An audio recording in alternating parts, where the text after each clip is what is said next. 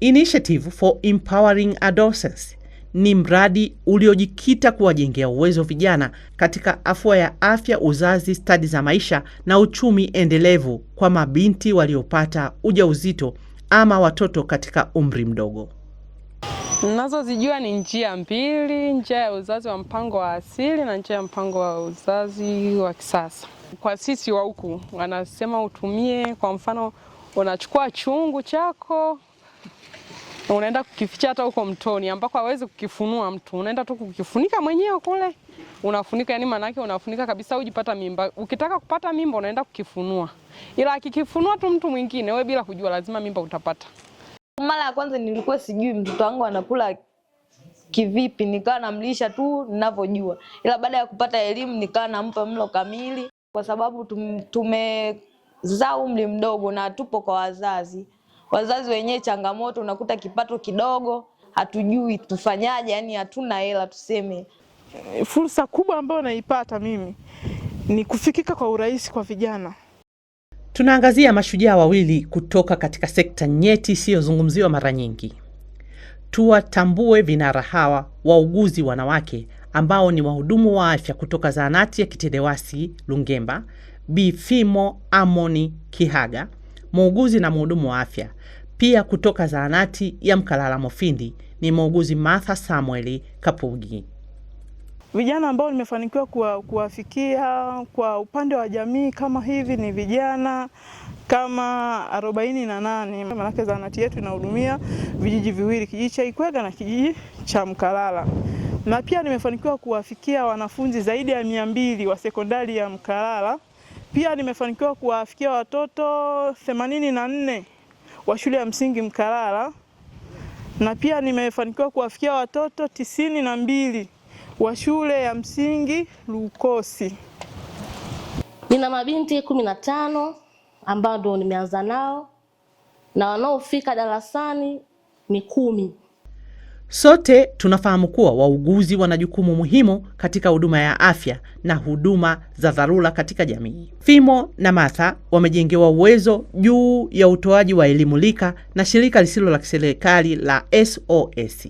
Nawafikia vijana, tunazungumza, tunatatua changamoto kwa pamoja. Nawafundisha mambo tofauti tofauti. Mambo ya uzazi wa mpango kwa vijana, faida, umuhimu, alafu pia namna ya ukatili wa kijinsia.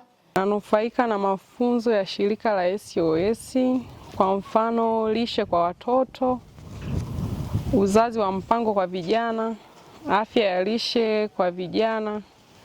Nanufaika hata kwangu mimi na kwa mwanangu nampangia mlo kamili. Vijana wengi walikuwa hawajui wapite njia gani au ipi ni njia sahihi katika kuishi kwao kutokana walivyopata hizo changamoto ya kupata mimba ya utotoni au kupata watoto pasipokuwa na matarajio. Mafunzo haya ya SOS tumeanza mwezi wa 7 mpaka leo, na kupitia kwenye upande wa lishe ya mtoto umetufunza, kwa sababu unakuta tulikuwa labda tumezoea mtoto kama kila labda asubuhi unaamka hata unampikia ugali mtoto, mchana hali anakaa mpaka jioni.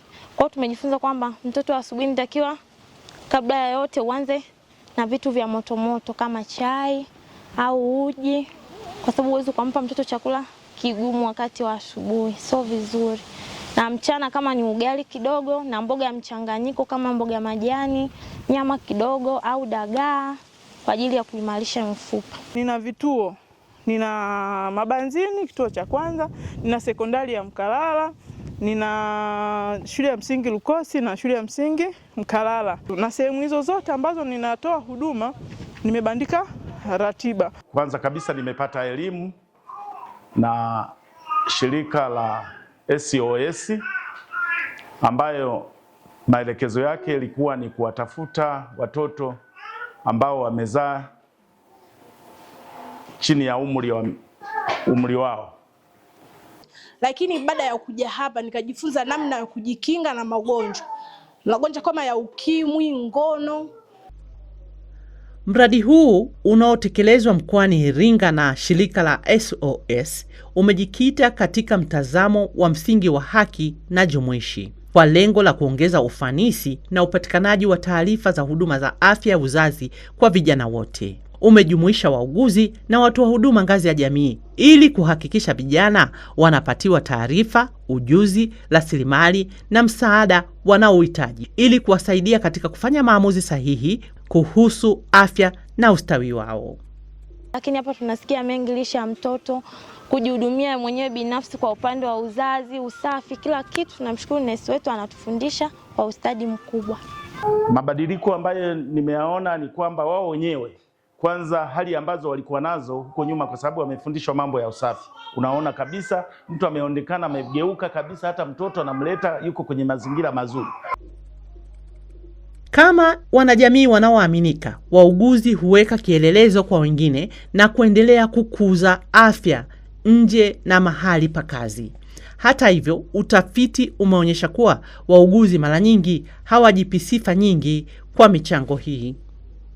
Changamoto zipo kwa vijana, kwa hiyo nawafundisha, wengine wanakuwa hawasikii kwa wakati, au ile kila siku wanakuambia bwana, kutokana na mazingira wanayokaa, pia vitendea kazi nayo imekuwa ni changamoto.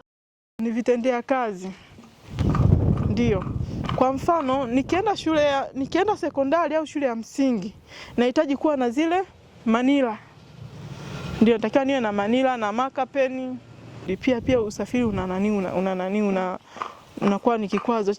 Neno langu kwa SOS kwa kweli, ninaomba wapanue maeneo, ili tuweze kuwafikia vijana wengi zaidi. SOS kama kwa sisi vijana, tunaomba watusaidie hata mtaji, tuwe hata na miradi. Kuna wengine ambao wanajifunza kushona, wengine wanajifunza kusuka, wengine wanataka kuwa mabodaboda, wengine hivyo. Naombeni msaada wenu. Kwa mujibu wa takwimu za halmashauri ya Mufindi kwa mwaka 2024, 11% ya wasichana chini ya miaka 19 walipata ujauzito na Mafinga mji ni 8.6%. Hii ni Makutano TV.